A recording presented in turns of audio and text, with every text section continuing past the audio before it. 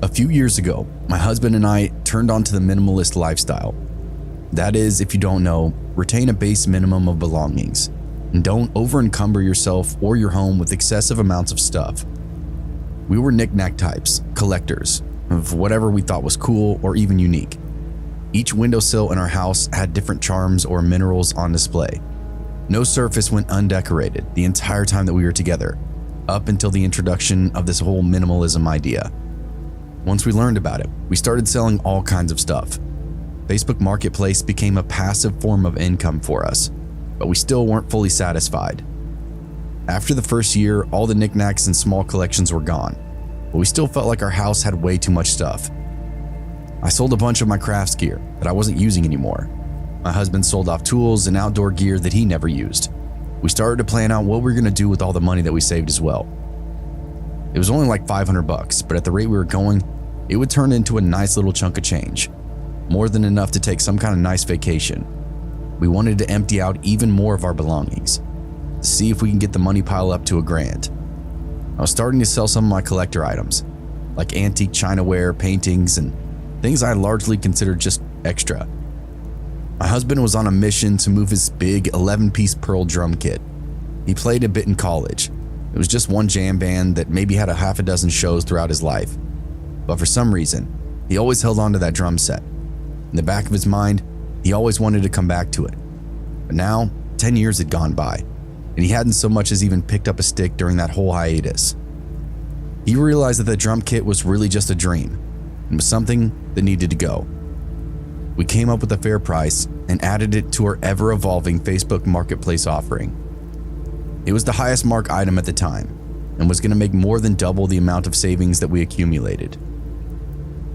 We started to get some bites, but they were mostly just offers that my husband wasn't interested in entertaining. People wanted to make trades or payments, or just make lowball offers in general. My husband wasn't having it, stuck firm on the price. He knew what that kit was worth, and he'd already moved the price down significantly. The price was right. Now we just needed to wait for the right buyer. A week or so later, I was home alone. I had the day off. I was going through my normal morning routines when I saw that I had a notification. Someone had commented on the post about the drum set. He said it looked great, it had an amazing price, and would love to come take a look at it.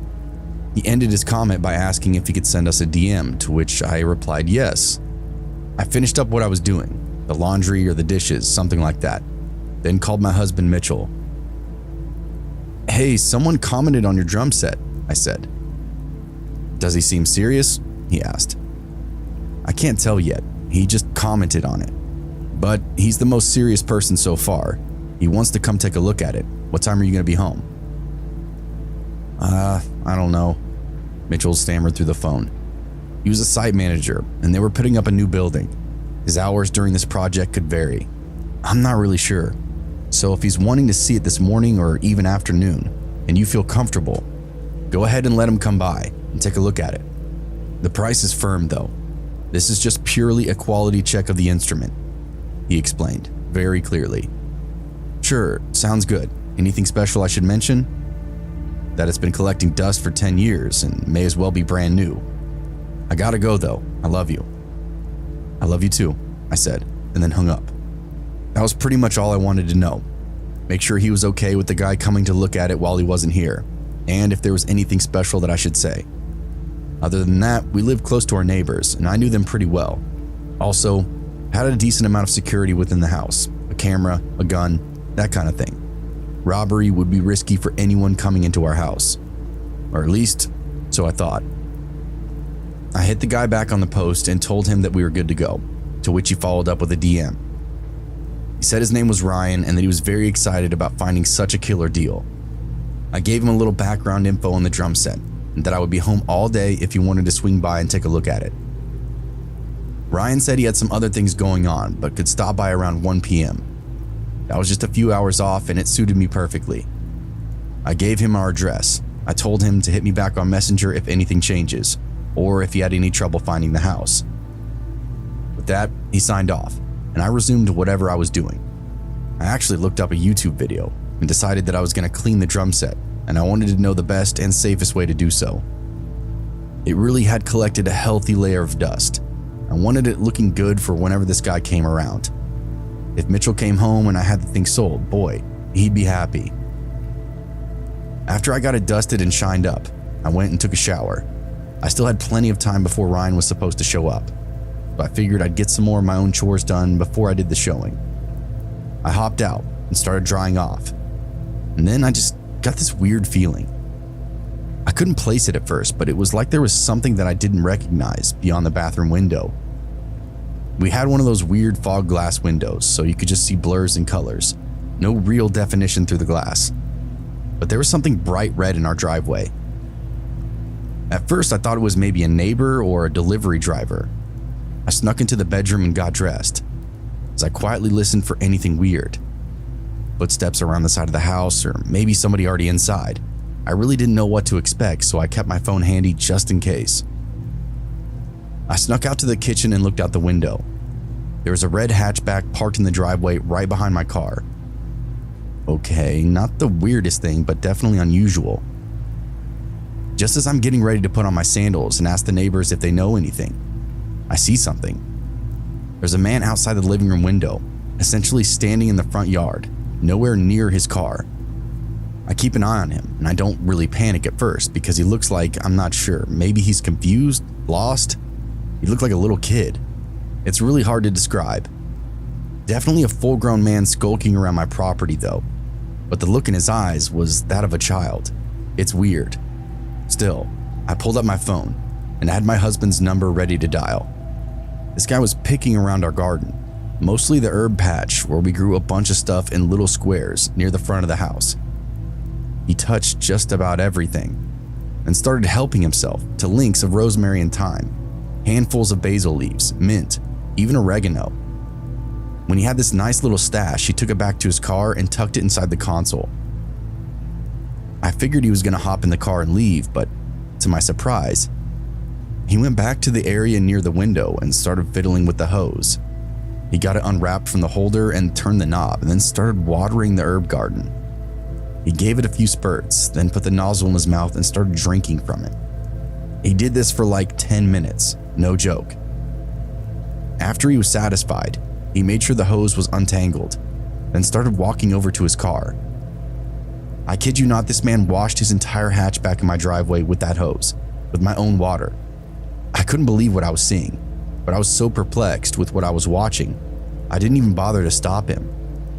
This guy was clearly crazy, or maybe he thought he was at a different house, but either way, it was my entertainment for that afternoon. When he was done rinsing his car and having a sip, he walked the hose back over and wrapped it up on the holder, then killed the water just as he found it. Okay, some semblance of normalcy, I guess. I'll never forget watching him pull his phone out and then putz around the front yard, Facebooking or whatever the hell he was doing, like he was just at his own house. Now, I really thought this was a case of mistaken address. He must be from out of town. Thought he was at his sister's house or something. Maybe he knocked while I was in the shower and I didn't answer. Now he was just waiting around. But then it happened. He put the phone to his ear. Then my phone started vibrating. I was receiving a Facebook message call from Ryan, the guy who was supposed to come over in an hour or two. He was the weirdo looting my garden and helping himself to my hose. I shook my head and answered. "Hello?" I said. "Hello," he said. Super weird start. "Is everything good? We still on for later?" I asked, staring right at the back of the guy's head. Yeah, I was actually gonna ask, could we move up our meeting? A bunch of stuff came up later and it'd be easier for me to come take a look rather than later." "Sure, how about noon?" I asked, checking the clock. That was in 20 minutes. "Perfect," he said, throwing his hands in the air. "I'll be there in a bit. Thank you so much." And then we both hung up. It was the weirdest thing watching this guy lie, then react to his own lies. I was really put off by the whole thing and called my husband right away. I was not very pleased when he didn't answer the first, second, or third time that I tried to call his phone. They were in the middle of putting up these massive steel warehouse buildings, and the phone service was really bad beneath all that metal paneling. Whatever the case, I don't like how everything was progressing. I'm looking down at my phone, deciding what to do, if I should call the police, when I hear him knock, I look up and there he is, peeking through the glass by the door. He gives me this creepy little wave. This was the exact kind of nightmare that I envisioned, with my husband not being home. I stood there like a deer in headlights while Ryan continued knocking on the door. To my horror, he turned the knob and just pushed it open. Mitchell hadn't locked it behind him when he left this morning for work. I couldn't believe what I just let happen, and that I failed to make any kind of call to the outside for help. "Hi," he said in a slow, creepy voice. "Are you Erica?" "Yes," I said, trying not to sound shaky or scared. "Are you Ryan?" "Yeah, sorry, I've been knocking for a little while. Didn't mean to freak you out or anything," he explained. "Yeah, it's just that we agreed to meet later at like 2 p.m. I wasn't expecting you this early, or to be poking around my garden," I said. A slow smile split across his face. "Oh, yeah, you saw that? Guess I couldn't help myself," was all he said. That was it. No other explanation about showing up early or lurking around my property. I was becoming sick at this point. "So, can I see that drum set? I have cash." That brought me back to the moment. I said, "Okay, it's right back here. Maybe this all is just a fluke. This guy is excited to get the kit for such a steal." I led him inside the rec room, and the guy started going off about how pristine it was. Loved the vintage look. Loved how preserved it was. All that good stuff. This guy was on his hands and knees inspecting every little hinge on the frame. Then he starts telling me about the old band that he used to play in, how they went by the wayside after the frontman and songwriter got locked up for selling drugs. He was just a fill-in guy for a while, taking gigs as a sub for other bands on tour, or local acts around town who just needed him for one night. Got to learn a lot about genres and what he liked to play during those years. And suddenly, I realized this guy had been talking to me for like 40 minutes, going on and on and on about his whole life story. He hadn't so much as turned an eye on the drums since he started talking, and now it was just all about him. I was getting that weird vibe again. I didn't know what to do. Ryan was making himself at home, walking from room to room, giving himself his own little tour, and complimenting everything that he found. I couldn't tell if this guy was just high or crazy. Either way, he would continuously kept giving me these creepy little glances over his shoulder. "Look, I have a lot to do," I finally said. "Do you want to buy the drum set? That's what you're here for, right?" Yes, he said. "The drum set. It's perfect. I want it." He pulled a bunch of money out of his pockets, disorganized bills, crumbled and stuffed at random. He counted out the amount that he needed and kept asking me over and over and over again what the amount was. It was a nice round number. I really couldn't figure out why he needed me to repeat it so many times. He gave me the money and then started breaking the kit down and then schlucking it out to his car.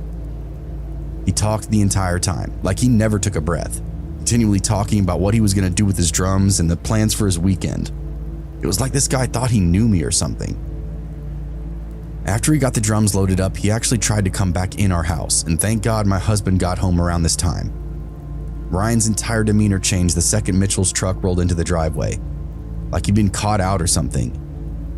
He went from looking like a curious kid to menacing and troubled. He didn't speak to my husband at all, just simply said thanks, climbed into his car, and left. I never heard from Ryan again, and thankfully haven't seen him either. The whole scenario was probably nothing, but I can't shake the feeling that I dodged something scary that afternoon. In hindsight, it just seemed like he was probing, seeing how far he could take the situation before I would start to react. I misjudged everything from start to finish and felt like a dummy for putting myself in danger. I guess if you're going to make online sales, that's just the name of the game. I used Facebook Marketplace to try to sell my car. I had an old SUV that I was trying to see what I could get for. I had recently gotten a newer vehicle. I knew that my SUV wasn't worth all that much and was just asking $3,000 for it. It ran fine, but had a lot of miles and was older. I took some pictures and then listed it on Facebook Marketplace. Within days, I had some interest in the car. The very first person to contact me about it was a woman named Annie. She told me that she was very interested and would like to come over and take a look at the car. I told her that she could come by any time the next day because I didn't have anything going on. She suggested 8 p.m. and I agreed to it. So the next night, I got the car out of the garage and onto the driveway. Now, I live in a very quiet neighborhood with a little bit more space. My driveway is pretty long, so I put the SUV I was selling about halfway down. At 8 o'clock, a van pulled up in front of the bushes at the end of my front yard. I figured this had to be Annie. Sure enough, a woman got out that resembled the profile picture. She had blonde hair that was decently long and was wearing a black coat. She walked up to me by the car and we shook hands. Then she began looking at the vehicle. After about 5 minutes, she asked if we could go for a test drive, and I agreed. She got in the driver's seat and I got in the passenger's. Then she backed out of the driveway, and I suggested that we should just drive around the neighborhood a little bit. The roads around there were usually very quiet and pretty easy to drive on. So we left and drove around my neighborhood for a little while. The test drive went as expected.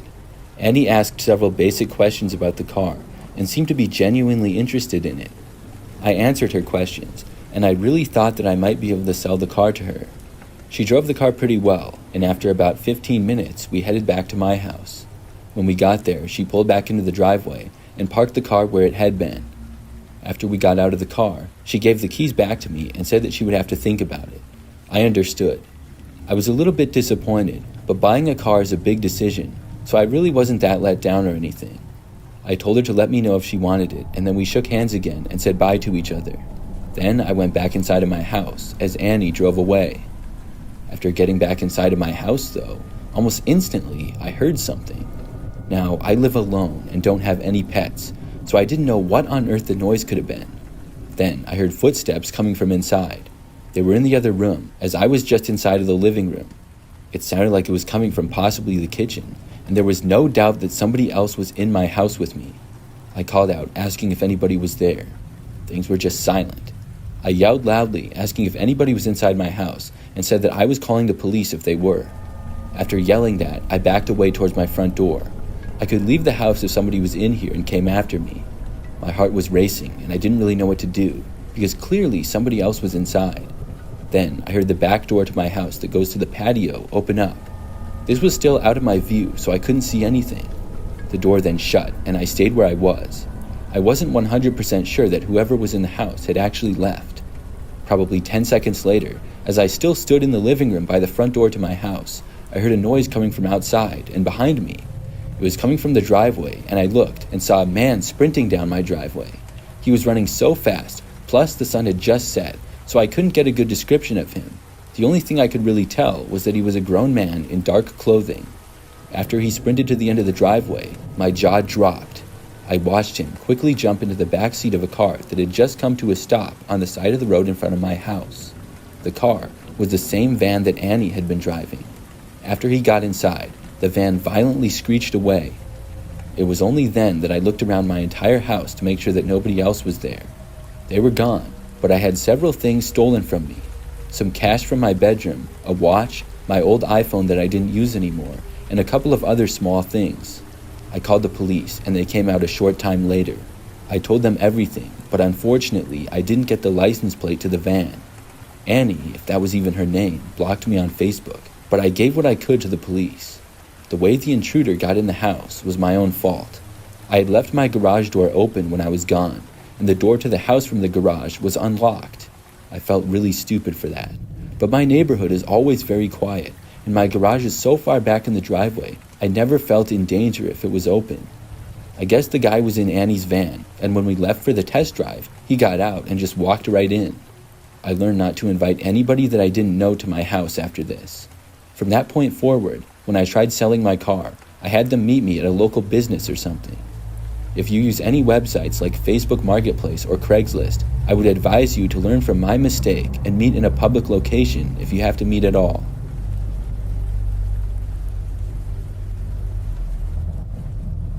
I have a terrible horror story from using Facebook Marketplace. I'm telling you, I will never use it again, and I'm still mad about it. So this happened about 2 years ago. I had this really nice 50-inch TV, which had been the main TV in my living room. However, I got a new one that was 65 inches. The other one was too big for my bedroom, and I already had one in there, so I decided to sell the 50-inch TV. I thought, what better place to sell a television than Facebook Marketplace? So I took a couple of pictures and then listed it. At first, I got nothing. Then somebody lowballed me, and I blocked them for making such an insulting offer. Then somebody reasonable came along. It was a guy named Tim. Tim said that he was interested in buying the TV and asked me if it worked. I told him yes, it works just like new, which it did. He then gave me an offer, and I countered, which he accepted. I was perfectly satisfied with the amount of money that I would be getting. So we arranged a date and time for Tim to come over and buy the TV. When it arrived, he showed up to my house, and I invited him inside. I turned on the TV, showing him that it worked and everything. Then he paid me the cash, and I gave him the television. He carried it out into his car, and then he left. I was happy with the sale that I made. A couple of weeks went by, and then, out of nowhere, I got a message from Tim on Facebook. He said that the TV broke, and he wanted a full refund for it. Now, when I sold it to him, it had worked just fine. It was also 2 weeks since I had made the sale. I was a seller on Facebook Marketplace. I don't offer any kind of a warranty. I told him no. I was pretty confident that whatever happened to the TV, if anything actually happened to it, it was probably Tim's fault. Out of curiosity, I asked him what exactly happened to the TV. Tim claimed that he had no clue and said that it was just broke. He also said that I must have done something to it. He then claimed that he could sue me. I asked to see a picture. Tim sent me a picture of the TV, which had clearly been smashed. It looked like somebody had punched the screen. I asked him if he had punched it, which made him really angry. He asked me if I was going to give him a refund or not. I told him no. I told him that it's been weeks and I'm not required to offer any kind of a warranty. I reminded him how I showed him the TV worked fine just before he bought it. Tim then cursed me out and I blocked him. I couldn't believe he expected me to give him a refund. That very same night, he showed up at my house. Obviously, he knew my address from before, and he banged on my door after getting there. I did not open it for him, and I yelled for him to go away. He shouted back that he was not leaving without his money. He said that he brought the TV with him, and he wanted to return it. I looked out the window, and I saw that he did in fact have the TV with him. I said that he couldn't, and that was that. Tim still wasn't leaving, so I threatened to call the police. Finally, that seemed to get him to go away. But as he was leaving, I watched him walk over to my car in the driveway and throw the TV at my windshield. He then walked away, leaving the TV on the driveway. After he left, I walked out to see if there was any damage to my car. Surprisingly, there wasn't. The windshield held up perfectly. I couldn't say the same for the TV though. It was already broken, but after it fell to the pavement of the driveway, it got even more broken. Luckily though, I never saw Tim or heard from him again after that.